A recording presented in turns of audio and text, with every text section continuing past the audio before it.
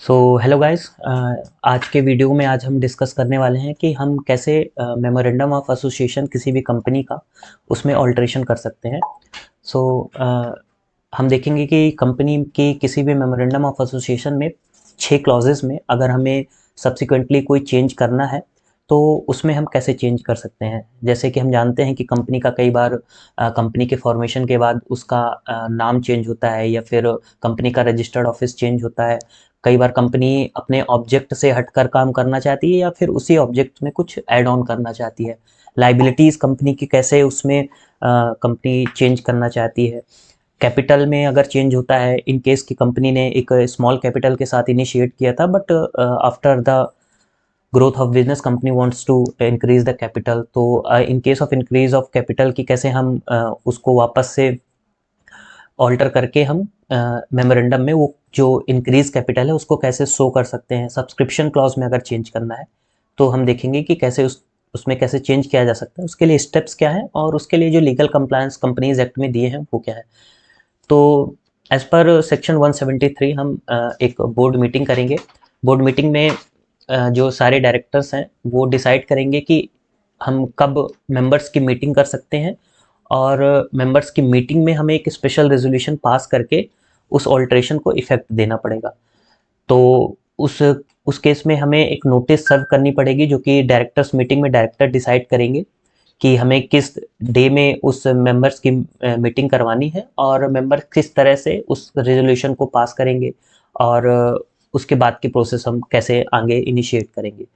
So members के साथ साथ ये नोटिस ऑडिटर्स को भी जाएगी और 21 दिन का कम से कम ये गैप होना चाहिए कि जब हम डायरेक्टर्स को नोटिस दें और जिस दिन मेंबर्स की मीटिंग हो। तो जब मेंबर्स की मीटिंग होगी तो ये इसमें एज पर 114 सेक्शन हमें एक स्पेशल रेजोल्यूशन पास करना पड़ेगा। उस स्पेशल रेजोल्यूशन में हमें ये मेंबर्स को बताना पड़ेगा कि हमें ये ज़रूरत क्यों है मेमोरेंडम को अल्टर करने की।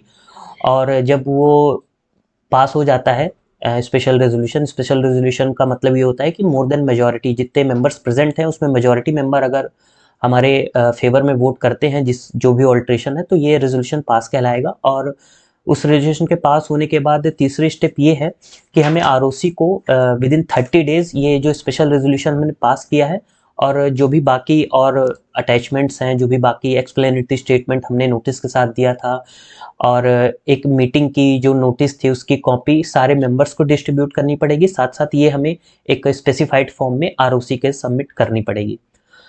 दोस्तों ये थी प्रोसेस कि कैसे हम मेमोरेंडम को अल्टर कर सकते हैं। हाँ, एक चीज़ और याद रखने वाली ये है कि जब तक रिस्पांस नहीं आ जाता आरओसी का तब तक ये अल्टर नहीं माना जाएगा। So we need to wait to response of ROC की कितना कब रिस्पांस आता है और जैसे ही रिस्पांस आ जाता है तो कंपनी की जो कैपिटल है या नेम है या सब्सक्रिप्शन है, जो भी जिस जिस पर्पज़ के लिए हमने अल्टर किया था as per specified in special resolution, उस दिन से उस टाइम से हमको वो ऑल्टर मान लिया जाएगा और इस तरह कंपनी अपना और मेमोरेंडम का जो भी क्लॉजेस हैं उसको ऑल्टर कर सकती है। सेम केसेस आर्टिकल में भी होते हैं, चूँकि आर्टिकल जो है कंपनी के इंटरनल मैटर्स का एक चार्टर्ड होता है तो उसमें कंपनी एक डायरेक्टर्स की मीटिंग करके अगर कुछ में उसमें चेंज करना है तो उसके बाद मेंबर्स की नोटिस करके मेंबर्स का स्पेशल रेजोल्यूशन पास करके और same process like memorandum 30 days में हमें आरओसी को सबमिट करने के बाद वो ऑल्टर